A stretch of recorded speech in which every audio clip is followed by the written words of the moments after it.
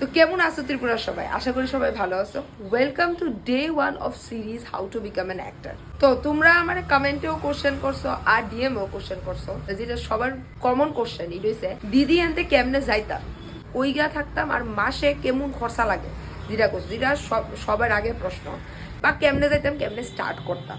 অনেকে আমার কাছে তোমরা বাংলা ইন্ডাস্ট্রির ব্যাপারেও জানতে চাও, বাংলা ইন্ডাস্ট্রির ব্যাপারেও কমু।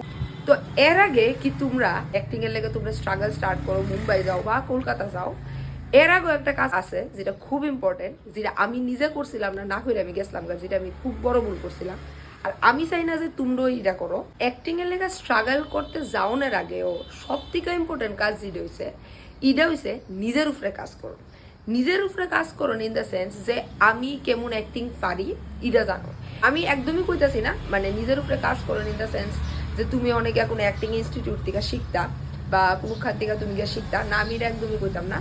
বাট তুমি বাংলা ইন্ডাস্ট্রি চাও, তুমি হিন্দি ইন্ডাস্ট্রি চাও, সব থেকে ইম্পর্টেন্ট জিনিস যেটা এটা হইছে নিজের স্পিচ, নিজের ভোকাবুলারির উপরে কাজ করো, ঠিক আছে? এবার যেমন আমরা যে হিন্দিটা কই বা আমরা যে শুদ্ধ ভাষাটা কই, এটার ভিতরে আমরা কিন্তু একটা বাংলা টোন আয় পড়ে। ত্রিপুরার মানুষ আমরা যে শুদ্ধ ভাষাটা কই, আমরা কিন্তু ত্রিপুরার একটা অ্যাকসেন্ট আয় পড়ে। এটা তো এটা থাকলে একদমই চলতো না। আর আমরা যারা বাঙালি, আমরা একটু হিন্দি স্পিচের ভিতরে একটু বেশি কাজ করার লাগে। কিন্তু এমন না কিন্তু যারা হিন্দি কথা কয়, যারা মাদার টাং ওই হিন্দি, তারা হিন্দি স্পিচে কাজ করে না, তারারও হিন্দি স্পিচে কাজ করার লাগে।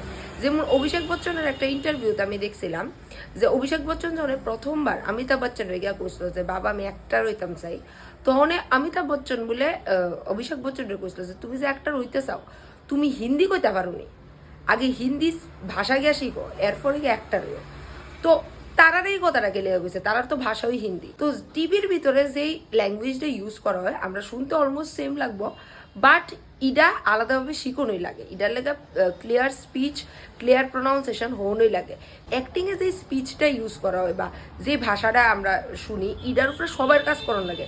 এমন না যে যারা হিন্দিতে কথা কয়, যারা মাদার টাং ওই হিন্দি, তারার কাজ করার লাগে না, তারারও কাজ করার লাগে। যারা খুব ক্লিয়ার হিন্দিও কই, যেমন আমিও খুব ক্লিয়ার হিন্দিও কই, বাট তারপরও আমার হিন্দির ভিতরে একটা বাংলা অ্যাকসেন্ট আয় পড়ে, যেটা আমরা আগরতলার মানুষ বা আমরা বাঙালিরা বুঝতামই না, এটা শুধু তারা বুঝে।